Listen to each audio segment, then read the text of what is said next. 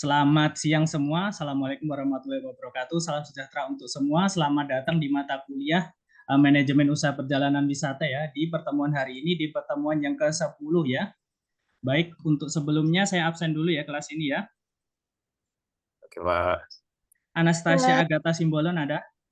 Hadir, Sir. Oke, Chandra Saputra ada ya. Hadir, Sir. Muhammad Ridho. Hadir, Sir. Sri Cempaka Simbolon.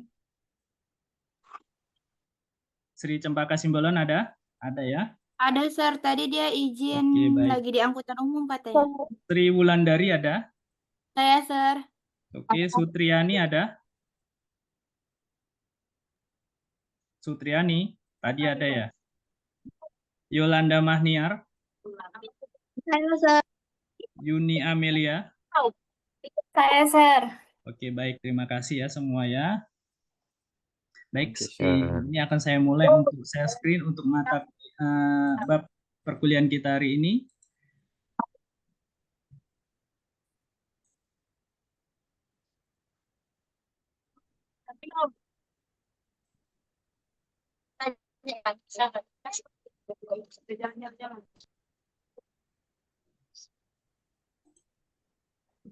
Sudah kelihatan semua untuk materi kita hari ini?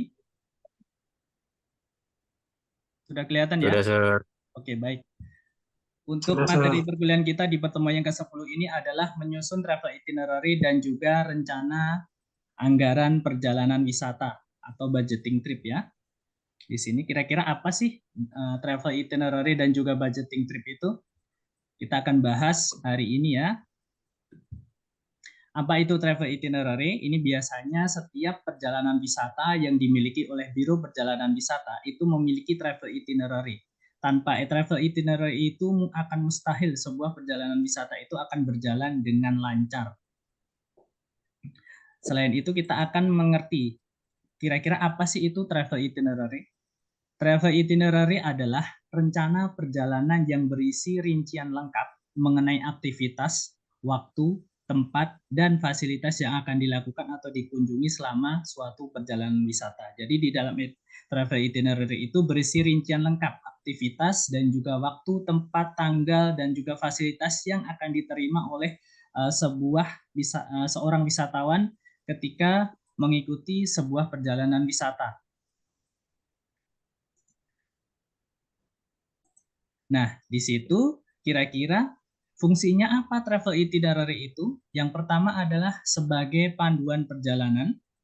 Yang kedua, untuk mengatur waktu secara efisien, karena di dalam travel itinerary itu ada rincian-rincian jam, rincian hari, rincian waktu. Jadi dengan adanya rincian-rincian tersebut, maka waktu perjalanan wisata, seorang wisatawan yang mengikuti sebuah biro perjalanan wisata itu dapat berjalan secara efisien.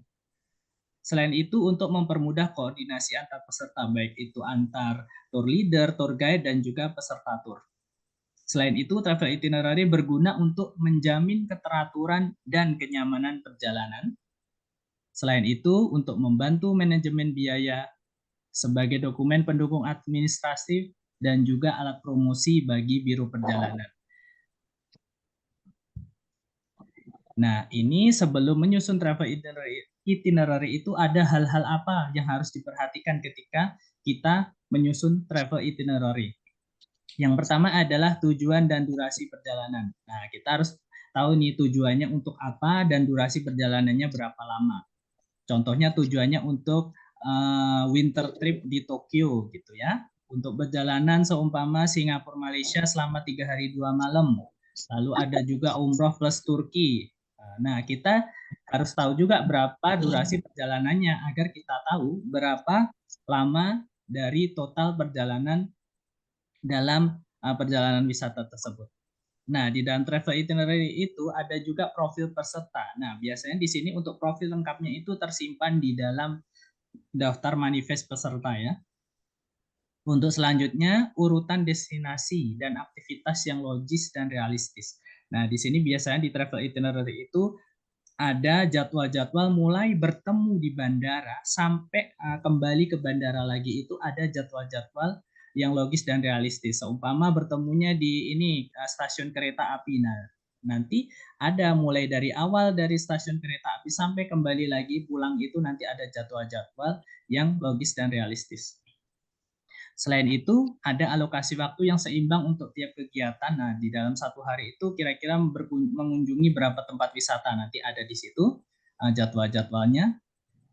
Lalu ketersediaan dan jadwal transportasi. Nah, di sini biasanya ketersediaan jadwal dan transportasi, ketersediaan akomodasi, dan fasilitas penunjang ini telah dikoordinasikan juga dengan para pemangku kepentingan yang ada di dalamnya. Seumpama kita ada mau jemputan di Bandara Kuala Lumpur, nanti kita bekerja sama juga dengan penyedia transportasi yang ada di Kuala Lumpur. Lalu selanjutnya ada waktu makan, istirahat, dan ibadah. Biasanya ini di dalam travel itinerary itu ada waktu-waktu tertentu yang digunakan untuk makan, istirahat, dan ibadah ya. Selain itu, untuk potensi cuaca dan kondisi geografi. Jadi ketika kita melakukan sebuah perjalanan wisata itu kita harus tahu ya, kira-kira di tempat tujuan kita itu sedang musim apa, bagaimana kondisi geografisnya. Seumpama kita mau melakukan perjalanan umroh ke Turki ya, waktu winter. Waktu winter itu adalah waktu ketika musim dingin. Jadi kita harus menginfokan kepada para tamu agar menyiapkan baju musim dingin gitu ya. Jadi ini cukup penting ya. Ketika kita harus mengetahui waktu di tempat tujuan kita itu sedang musim apa dan kondisi geografisnya seperti apa gitu. Lalu di sini sebagai anggaran perjalanan yang tersedia. Nah, dengan adanya travel itinerary itu kita dapat menyusun anggaran sebagai bahan patokan untuk berapa harga jual yang akan kita jual kepada tamu kita. Selain itu, ada kontingensi atau rencana cadangan jika terjadi perubahan. Nah, di sini seperti halnya ketika kita mengunjungi Kapadokia ya, yang lagi ngetren ya. Kita mengunjungi Kapadokia dan ternyata ketika kita di Kapadokia itu, biasanya kalau balon udara di Kapadokia itu kalau ketika angin lagi kencang dia kan nggak terbang ya. Jadi kita harus memberi opsi kepada tamu kita. Apabila balon udara tidak terbang, maka kita alihkan ke opsi ke tempat wisata yang lain gitu, seperti itu kira-kira. Jadi ada rencana cadangan jika ada hal-hal yang tidak diinginkan selama di perjalanan wisata. Nah, di sini ada contoh ya. Kebetulan kemarin bulan Januari saya baru nganter tamu ya, umroh ke Turki. Nah, di sini ada contoh travel itinerary ya, itinerary umroh ke Turki. Ini ketika winter, jadi ketika musim dingin. Nah, di dalam travel itinerary itu ada detail-detail yang harus kita pahami. Apalagi kita seumpama salah satu di antara kalian adalah seorang tour leader atau tour guide. Jadi kita harus paham betul mengenai ini ya, detail flight ini ya. Detail flight ini detail penerbangan. Nah, di sini berangkat tanggal 16 dan kembali di 30 Januari. Nah, di sini kita harus tahu jam berapa sih kita harus berkumpul di bandara dan jam berapa kita harus mengingatkan tamu-tamu kita agar sebelum jadwal yang telah ditentukan itu sudah berada di dalam bandara. Apakah suara saya masih terdengar dengan jelas? Pasti, Terdengar, Pak. Oke, baik. Oke, baik. Nah, di sini kita harus tentukan juga di mana kita akan bertemu di bandara itu. Nah, di sini ditentukan meeting point-nya adalah di Soekarno-Hatta International Airport Terminal 3. Nah, di sini harus jelas ya kita memberi info kepada tamu-tamu kita di mana kita akan berkumpul sebelum melakukan perjalanan itu. Nah, di sini kita harus menyatukan juga kontak dari kita agar mudah dihubungi oleh para tetamu. Nah, di sini ada nomor mulai dari hari pertama. Ini nomor ini biasanya mengikuti hari pertama ya. Hari pertama, kedua, ketiga, dan seterusnya. Kita juga kasihkan tanggal secara jelas. Nah, di sini aktivitasnya.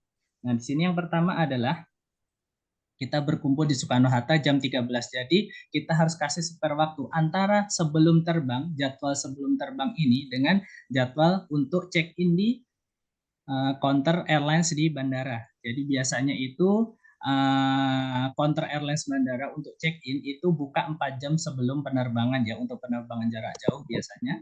Nah, pada saat jam 13 ini kita mulai kumpul. Kita harus mengumpulkan tamu-tamu kita kumpulkan koper-koper mereka, dan kita persiapan untuk check-in bagasi.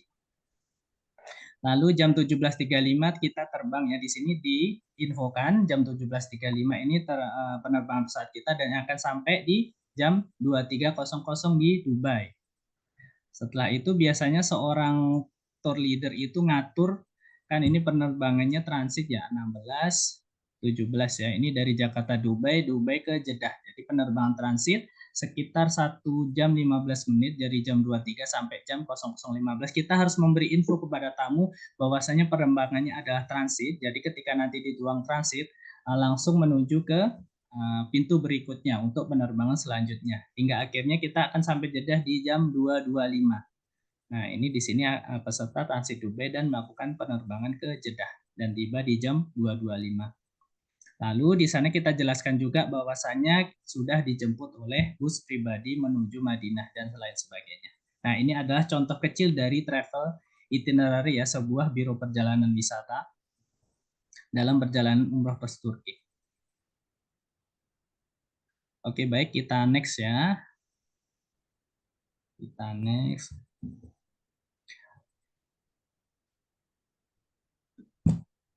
Lalu di sini sebelumnya saya akan share juga untuk ini ya, untuk travel itinerary yang lebih lengkap ya. Di situ ada apa aja.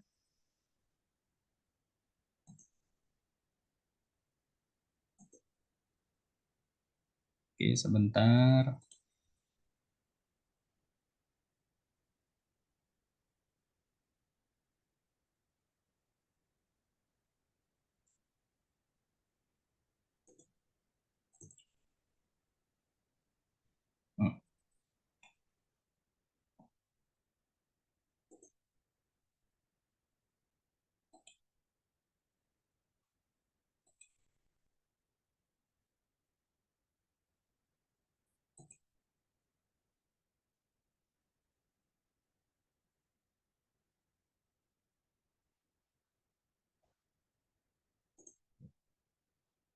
Oke, baik, kita lanjut aja ya. Saya kira ini tidak ada.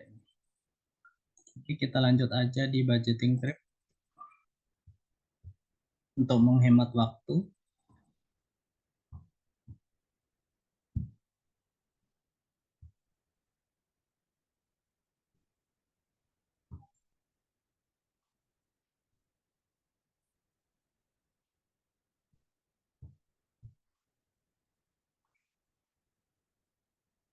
Sebentar.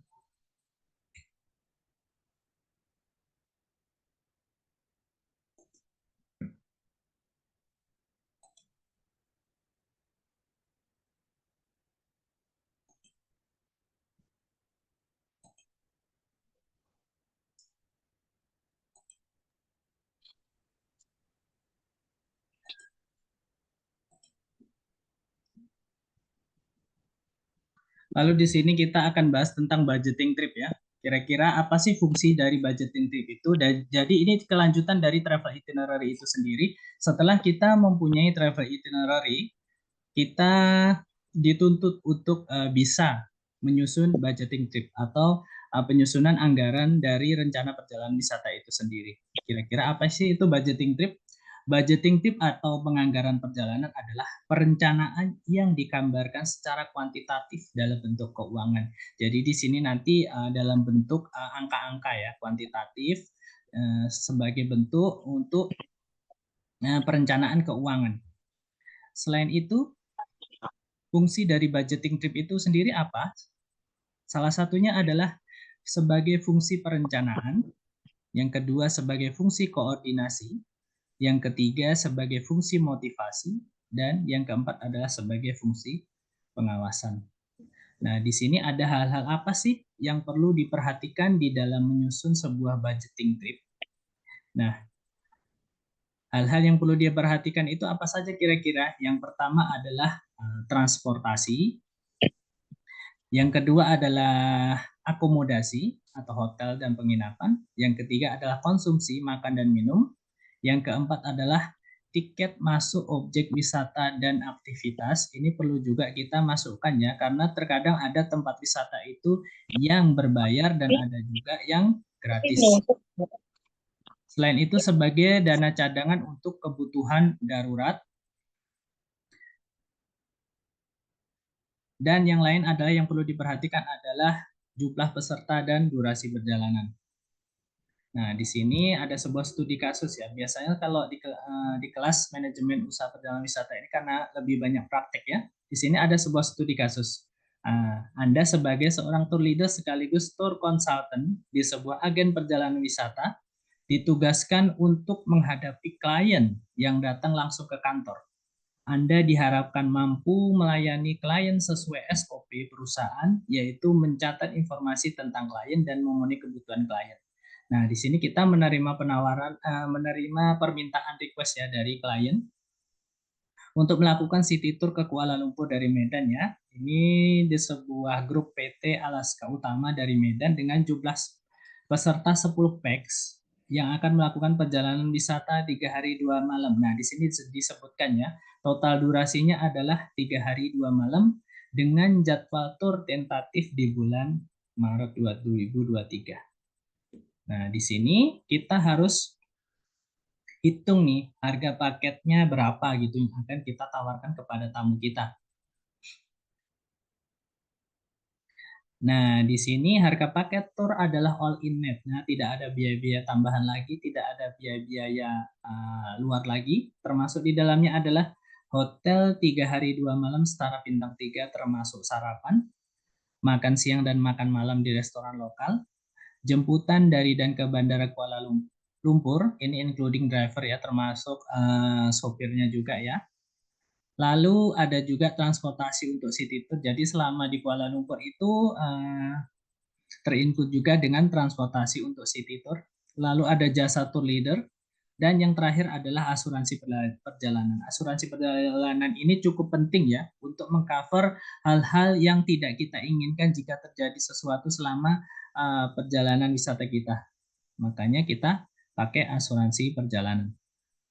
Nah, di sini tugas kita adalah menghitung selling price atau harga jual, termasuk profit margin 10% dan juga agen commission 10%.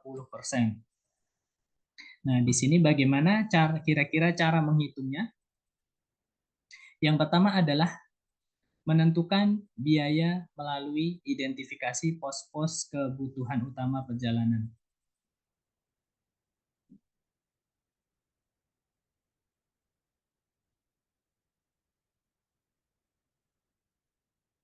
Yang pertama kita harus hitung tiket pesawat dari Medan Kuala Lumpur itu berapa sih harganya gitu ya kita.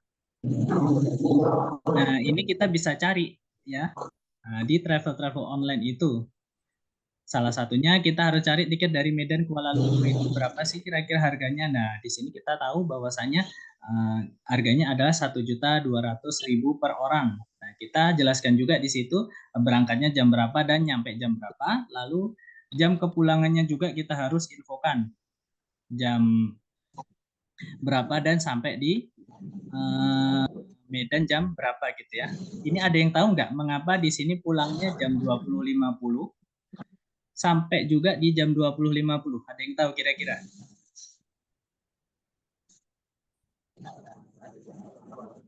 Ada yang tahu nggak?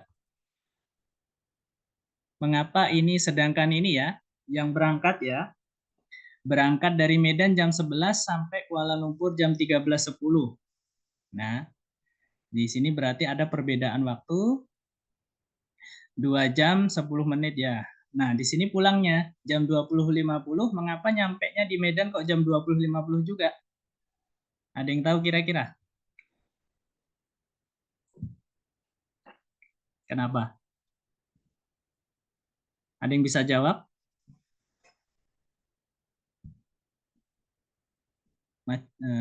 Chandra Saputra bisa?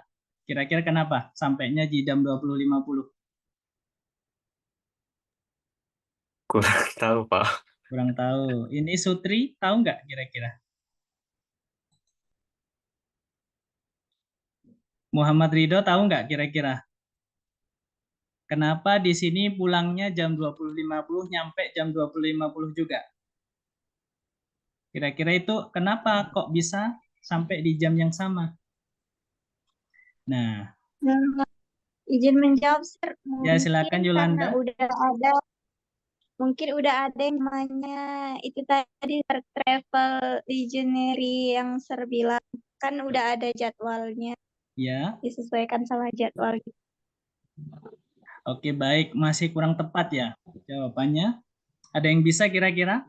Seumpama kita nih naik pesawat nih dari Kuala Lumpur jam 20.50. Kenapa sampai Medan jam 20.50 juga? Biar pas satu Karena hari, Sir. Kenapa? Biar pas, sesuai. Sesuai?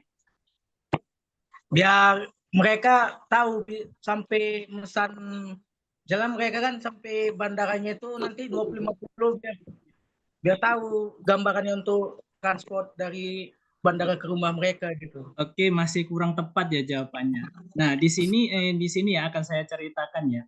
Kita nih naik pesawat nih. Nah, jadwalnya di Kuala Lumpur itu jam 20.50 nih, pas terbangnya jam 20.50. Kenapa sampai Medan kok jam 20.50 juga? Ada yang tahu?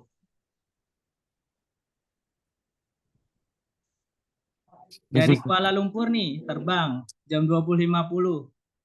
Kan itu tuh nyebrang tuh Selat Melaka tuh kan.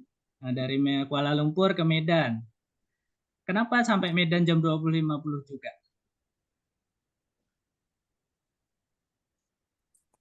hmm, Ada yang tahu? Nggak ada yang tahu. Oke, jadi secara garis besar perbedaan waktu antara Kuala Lumpur dan waktu Indonesia Barat itu 1 jam. Jadi ketika di Kuala Lumpur itu jam 20.50, di Indonesia bagian Barat khususnya di Medan itu jam 19.50.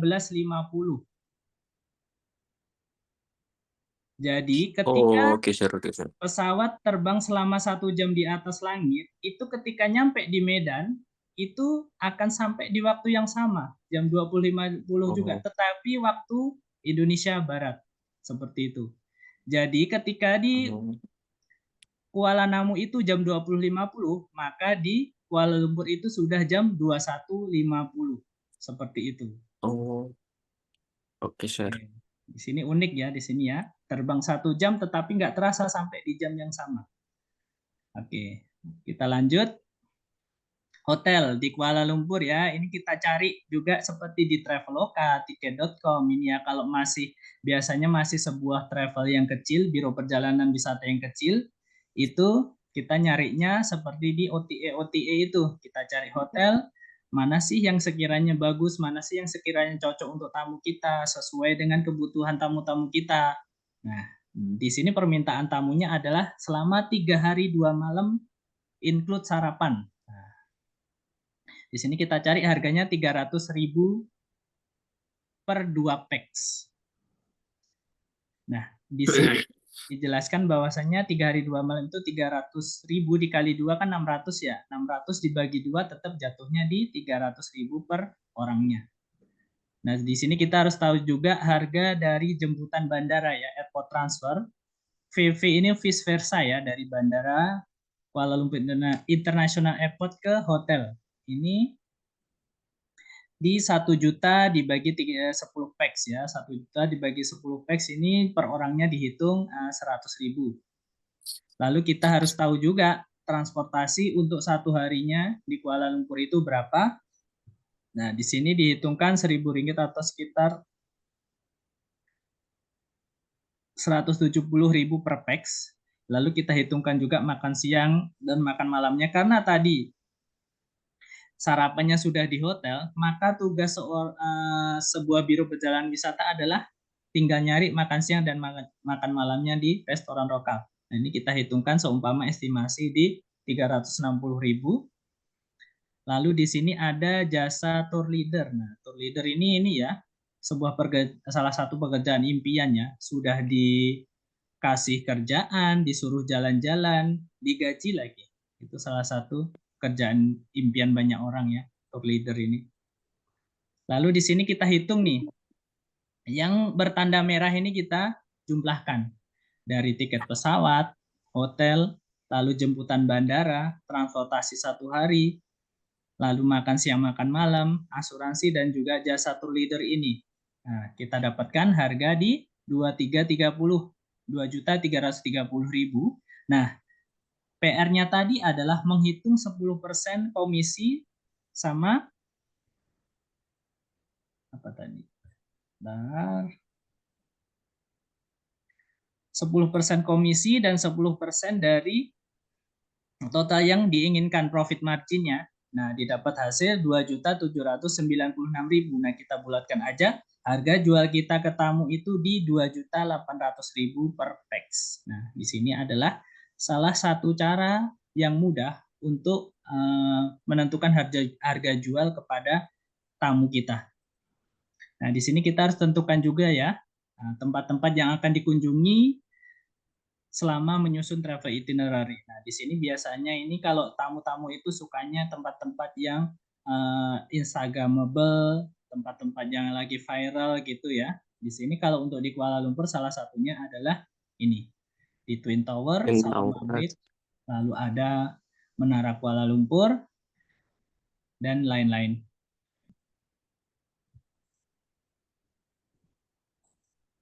Kayaknya oke, sudah selesai ya. Kira-kira ada yang mau ditanyakan sampai di Ada, sini? Sir. Ada?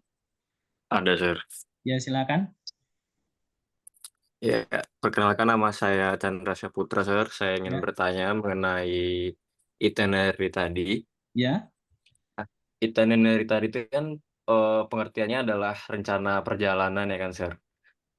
Berarti sebelum kita melakukan perjalanan, kita sudah mengetahui kita bakal kemana-mana aja, maksudnya ke destinasi mana saja. Nah, pertanyaannya tuh gimana kalau misalkan di dalam itinerary itu ada hal-hal atau kemungkinan yang tidak diinginkan tadi. Nah, waktunya itu nggak cukup untuk ke destinasi selanjutnya. Nah, itu kita harus gimana? Oke, baik. Izin saya jawab ya. Jadi di dalam travel itinerary itu sudah ada jadwal-jadwal yang harus dipatuhi oleh semua peserta tur. Jadi seorang tour leader atau tour guide, biasanya kalau perjalanan jarak jauh ya seperti umroh, seperti itu ke Turki, seperti ke Jepang, Korea gitu ada ini ya. Ada dua ya, ada dua yang membawa tour. Yang satu adalah tour leader, yang satu adalah tour guide. Nah, di sini kita antara tour leader dan tour guide itu harus saling koordinasi untuk selalu mengingatkan kepada peserta agar selalu tertib, agar selalu disiplin untuk mengikuti jadwal-jadwal yang telah ditentukan.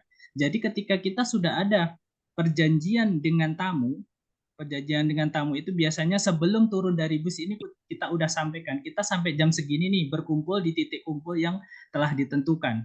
Jadi kita harus komitmen juga sama tamu jika nanti suatu waktu terlambat, jadi itu nanti kembali lagi kepada tamu, mereka kan udah bayar. Jadi ketika mereka udah bayar, mereka harus komitmen dong dengan apa yang sudah travel ini lakukan, yaitu dengan menyusun waktu-waktu itu. Jadi ketika nanti ada hal-hal yang tidak diinginkan ya tadi ya seperti halnya waktunya tidak cukup, yaitu kembali lagi kepada mereka bahwasanya itu mereka yang rugi, bukan tour leader atau tour guide-nya yang rugi, seperti itu. Oke, baik. Terima kasih ya untuk kelas kita hari ini ya. Oke, Sir. Terima kasih, Sir, atas Izin saya semua screenshot materinya. ya. Oke, Sir. Saya foto aja. Bentar.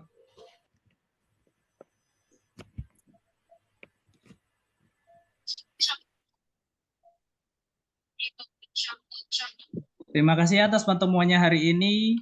Saya ucapkan terima kasih banyak. Oke, terima kasih. Selamat sore semua. Juga, Ya, Sir. Oke, Sir. sukses selalu. Terima kasih, Sir. Terima kasih, Sir. Terima kasih, Sir.